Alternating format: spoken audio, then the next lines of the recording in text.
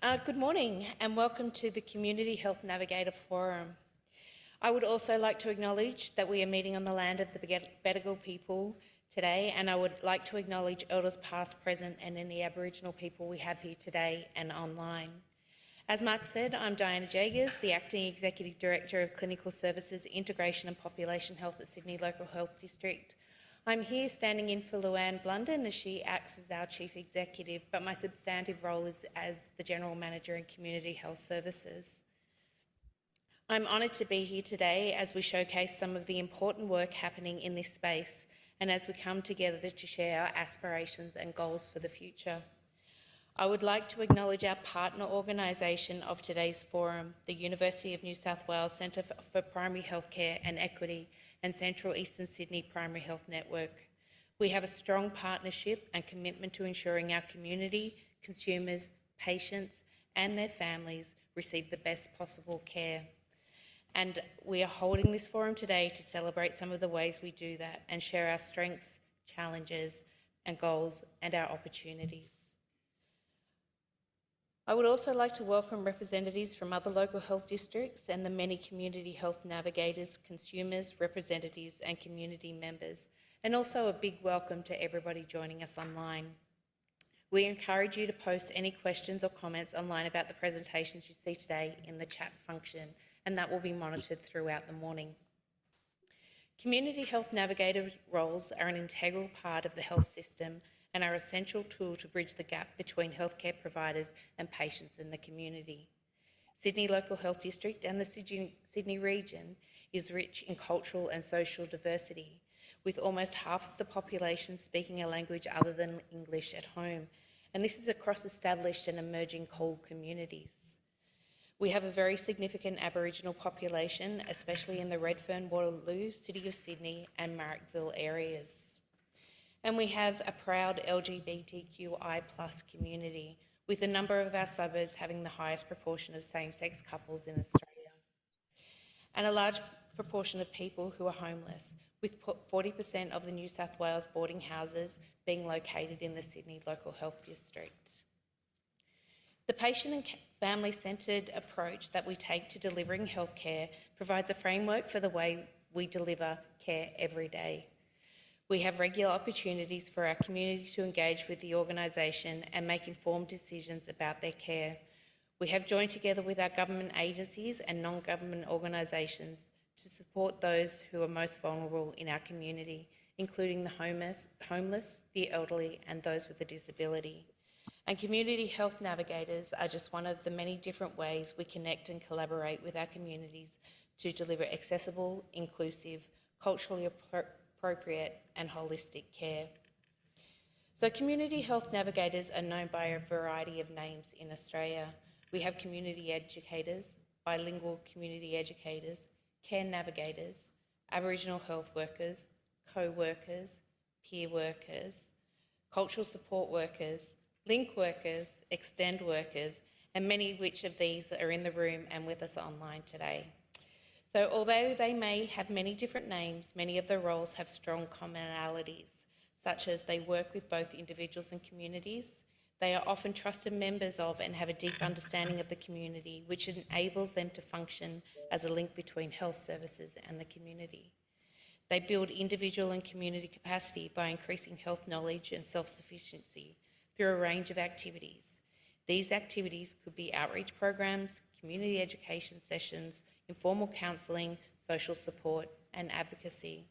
And they help individuals, particularly those with complex needs, navigate the increasingly complex healthcare system. So we do have a short video this morning, and this is of the SLHD Waterloo Healthcare Navigator, which was Shane Brown, working with community members to navigate them into the services they need.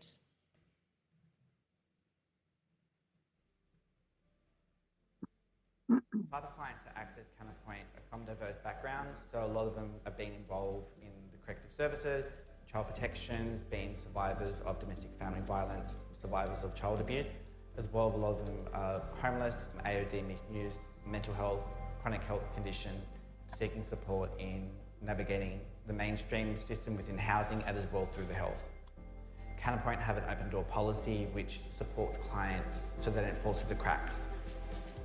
I've been living in Waterloo since 2009, and the community centre has been helping me with my needs with the health system. The Health Navigator Shane has been able to point me in the right direction and offer me help with information.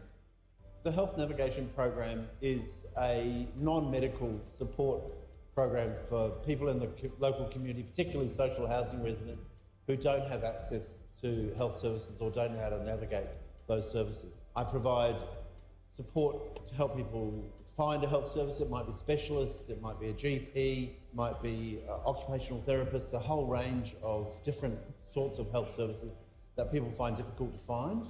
I also spend quite a lot of time working with teams within SLHD, particularly the chronic health care team, the mental health team, drug and alcohol services, just gently improving pathways and access to those services for people. With my mental health, I've had it for over 3 decades. It's all something I live with, I have to accept.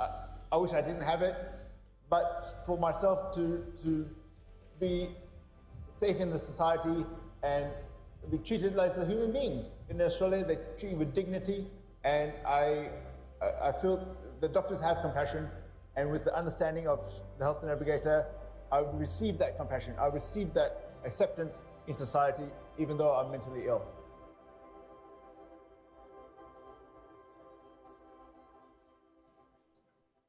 Such a great example of how essential these roles are within the community.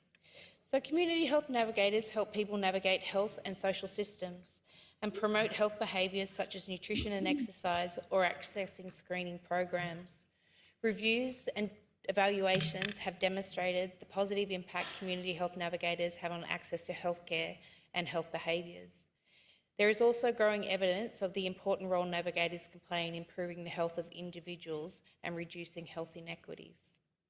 In December 2020, a mapping of community health navigator roles in Sydney Local Health District identified that the district had approximately 43 full-time equivalent positions falling into a broad category of health navigator roles. This number has now grown to include over 120 cultural support workers, an additional 10 peer workers, and 2 casual mental health peer support workers, and I'm sure we'll learn of many more of these positions today. Today we will be celebrating and showcasing existing initiatives happening locally and globally. Our 2 keynote speakers will share their perspectives from New Zealand and America and their learnings from supporting the strengths of using community health navigators in their services. We also have presentations from the University of New South Wales Centre of Primary Healthcare and Equity, Professor Mark Harris and Subhaj Kanti Mistry, on highlighting new models of general practice and on navigating patient discharge from hospital. There will also be a series of short presentations from Sydney Local Health District staff highlighting the different types of community health navigation roles and the kind of work happening in their respective fields.